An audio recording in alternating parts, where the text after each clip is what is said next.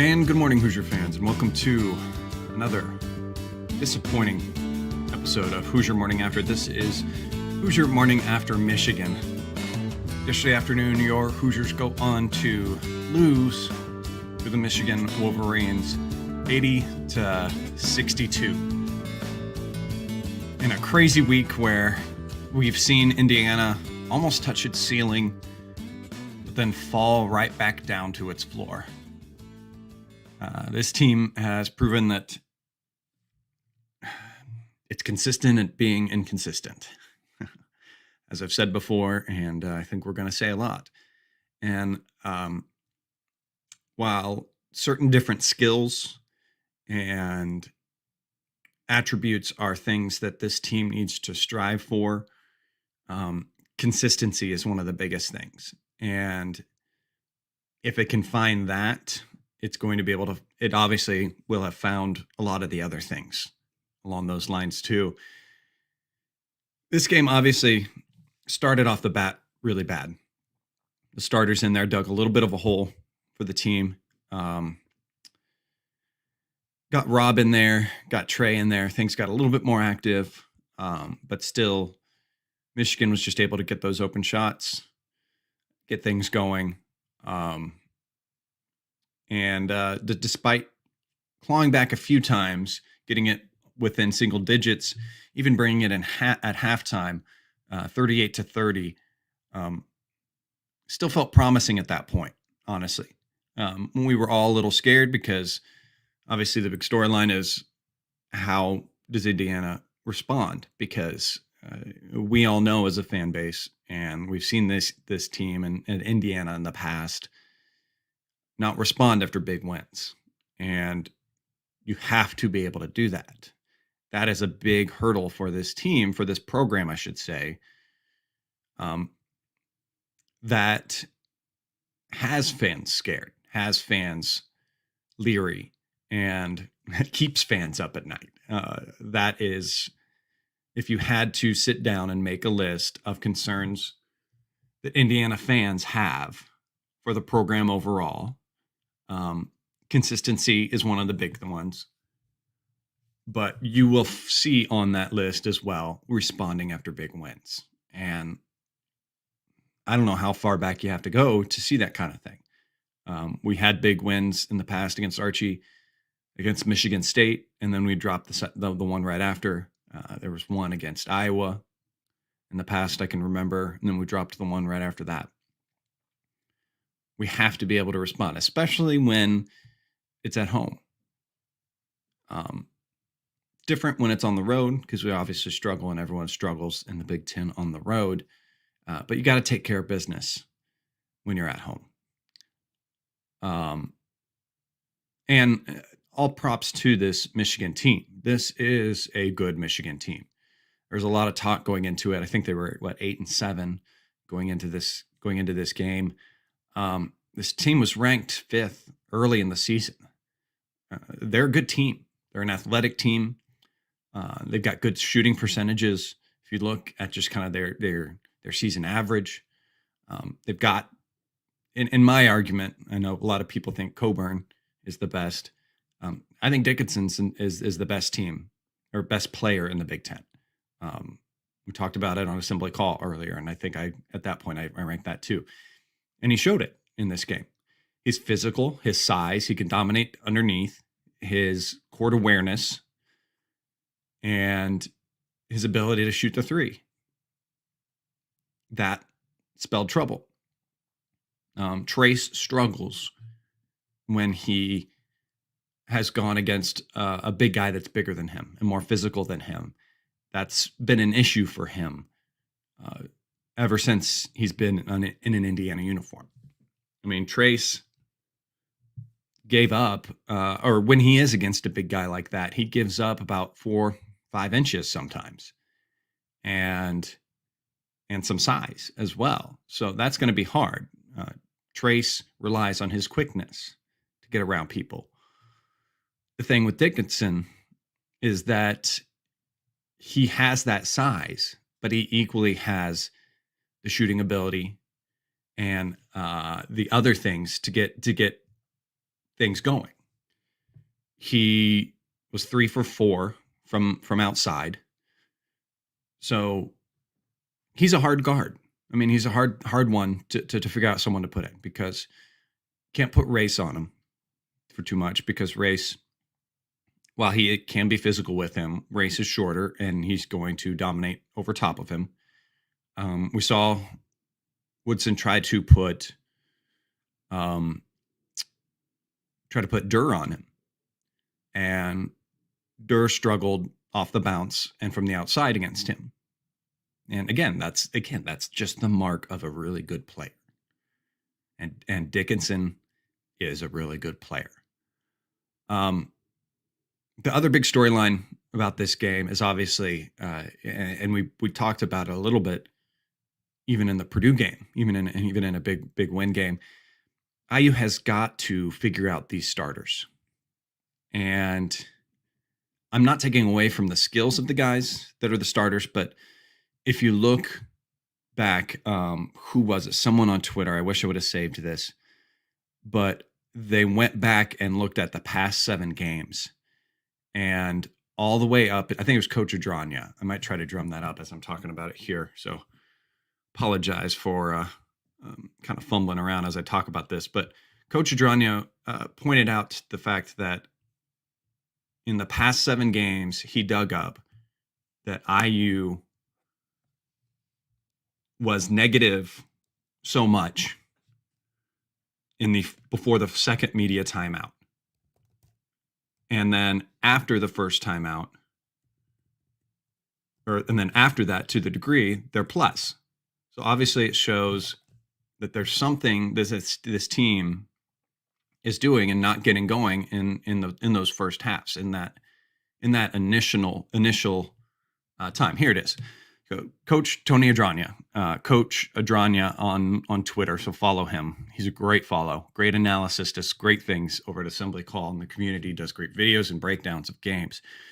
He says, just went through the past 7 IU basketball games. In the first 8 minutes of each half, so to the second media timeout, they are negative 49 in those 7 games. In the final 12 minutes of each half, they're plus 84. That's a 133 point difference. Hello. The coaching staff has to know this. They have to see this. They have to know this stat. Maybe we need to spam their Twitter accounts in the mentions on that. Beautiful by Coach Adranya. Thank you for drumming that up. That's a scary thing to know. It also confirms the eye test for the team. So they've got to figure something out. Is it subbing the guys, having different guys in there? To me, I think it can be as easy as that. While others will disagree and think that they like Trey's energy coming off the bench, and I agree, I like that, but at the expense of, if that energy is enough to get over a hump and a hole that's already been dug, then you nullify that energy if there's too big of a hole to have to get around. Having him in there from the start, maybe he's moving around, getting things going, moving the ball. He's great at feeding the post. He's great at probing and kicking. Having him in there I'd probably put him in there for Kopp if I had to pick one. I think that would help a lot of things. Flip side then, that I would say, so then what do you do if you want to keep the guys in? And I think that's ability too. I think you can still play these guys, but we have to run more plays to get them open. And by meaning these guys, obviously, it's no question for anyone or secret or anything, or I'm not calling out anyone because everyone knows this. It's obviously Kopp and Stewart that are the issues in that starting lineup. They just stand around. So if you want to keep this lineup, and I think you can, the coaches have to be better and run plays for them and get them going in the game early. Late in this game, Stewart was great. He got 3 3-pointers, and it looked like things were getting a little bit better. But honestly, it was too little too late at that point. That was something that could have been nice to have at the beginning of the first half when we were just down 8. But I believe we were easily double digits at that point. Don't have any notes on exactly when that happened in the game. But it has to be some more plays moved for them rather than them just standing around on the outside. We have to find things to get them going, get them shots. I know we need to get Trace Jackson Davis also going early in the game. And those things are not mutually exclusive. You can run plays for those guys to get them open. And if they hit those and they do get those shots, that is going to make the double team on Trace Jackson Davis hesitate. And in turn, get him going as well. There's a great cause and effect there. That's one of the great cause and effects of college basketball. Make your shots outside, get you shots underneath. Get shots underneath, opens up shots outside. Simple. Easy. Not easy to get sometimes, not easy to make per se, but when you have guys that have high percentages of making those shots, you got to get them looks. You got to get them going. You got to get them some sort of rhythm. The one person that I will say, I mean, Trey brought it. He always brings his energy. He always does some good things, but Trey can only do so much to try to get the offense going and everything like that. But I thought X had the most intensity out of the whole team in this game. And he was clawing and trying to get IU going. So I applaud him for what he was doing. He did some great things and was trying to be a good leader. Obviously, you can't see from watching it on TV, but the commentators mentioned it a couple times. It sounded like X was getting frustrated. Maybe that's equally at his players at what was going on, but you heard them say that Xavier Johnson was chirping maybe a little bit too much to the refs and might have gotten in trouble there. But I get that. I'd be frustrated too in that game when you feel like you're the only one really fighting as much as everyone, you want everyone else to be. Race Thompson shot a lot of threes. Again, I'm a mixed bag on that because I know in high school that was one of the arrows in his quiver and something that he could do, but he's not good on the season. He's not been good at the 3-pointers in this game. And of course, and this was the game when it was for Race. It was, oh no, Race. Oh no. Oh, okay. He kind of did things that aggravated me, but then he did that thing good. The 3-point shooting being one of the things. Shot many threes and then made that one that was kind of timely and that we needed at that moment and kind of ushered in a little bit of a surge for the team. But there was another thing that was really aggravating me during the game that I noticed. I noticed him just kind of sitting in the corner a lot. And in the second half, when I was really watching him sit there in the corner, what was really aggravating me, I started to yell at Race through the TV screen. And honestly, actually, it worked. One of those things where you're aggravated with something that a player's doing, and then when they do it again, it works. But it was one where Trace had the ball and started to make his move towards the basket. Race was standing out on the far end line, the corner, and he made a beautiful cut when Dickinson wasn't watching, and Trace found him for a dunk. So a little bit aggravating that something I was harking on, and then turned around and he actually made it work at one point. But it felt like it was more of a detriment when he sat there, and it just added to the stagnicity of the offense in this game. And that's not to say that IU still didn't get some shots up and everything. And one thing that I've pointed out many times in this show when IU has lost is the missed layups. we missed a lot of bunnies in this, a lot of second chance. There was that one play where we had, what I think, 3 or 4 offensive rebounds in one possession and still didn't get the ball in the hoop. But IU finished the game 10 of 24 in layups, 14 missed layups. Not good at all, guys. You just hit 7 of those. There's 14 points. There's a closer game. And I know you're not going to make them all because layups are, a lot of them are going to be from fouls. And if you get fouled trying to shoot a layup, that's a missed layup.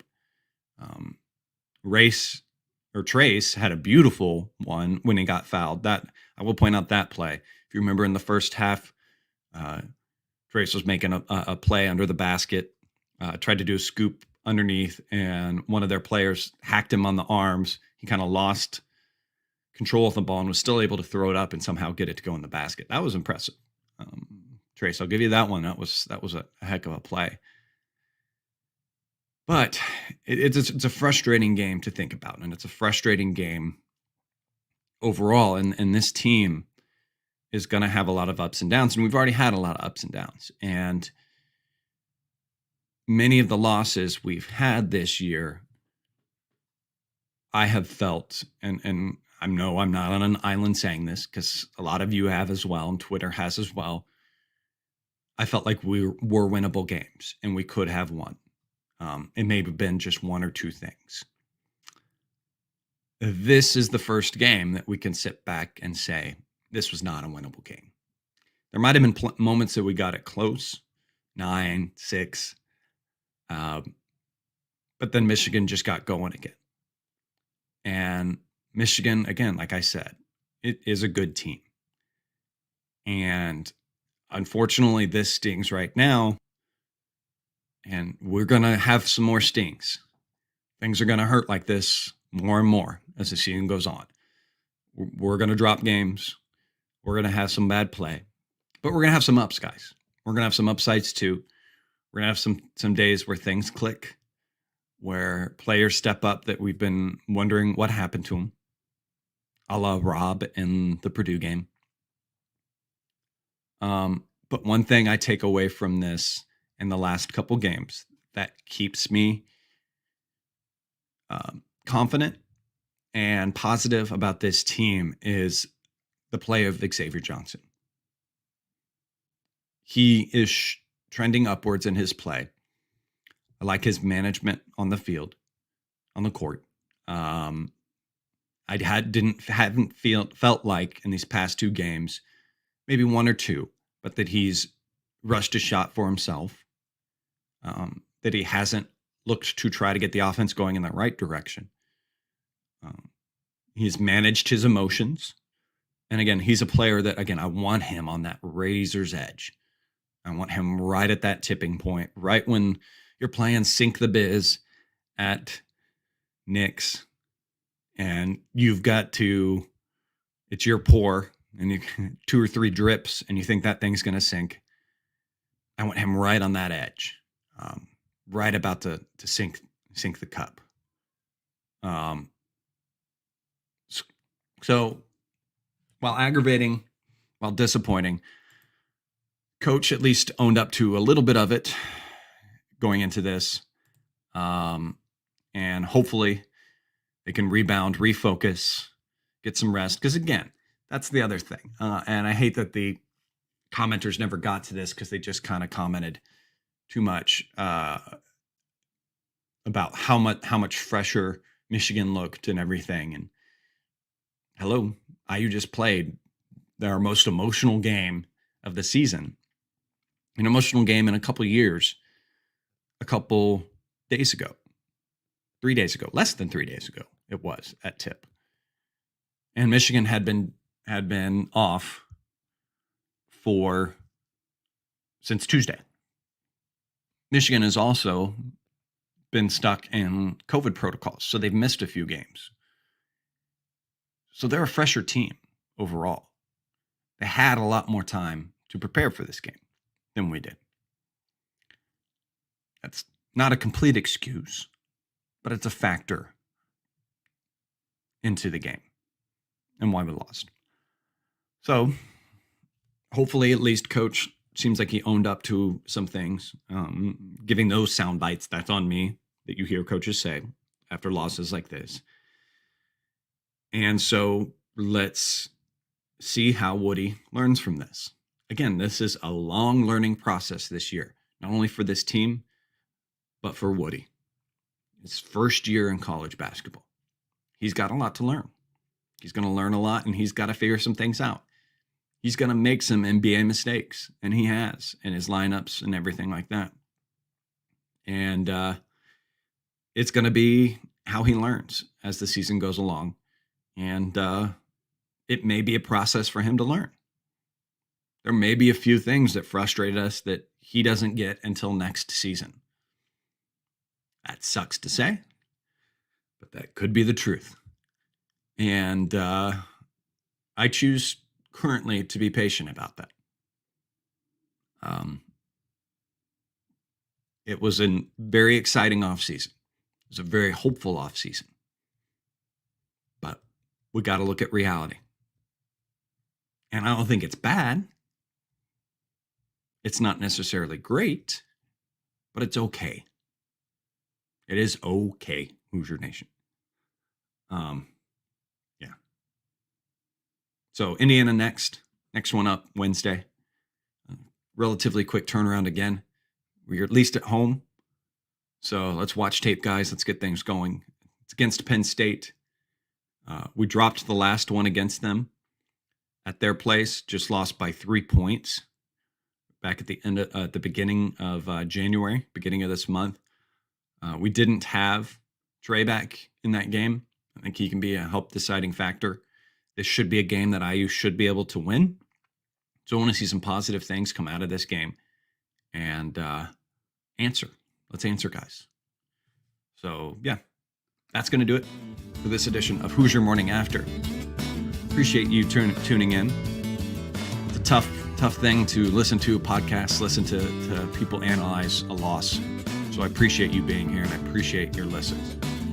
Don't forget to like and subscribe to the YouTube channel, youtube.com/Hoosier Morning After.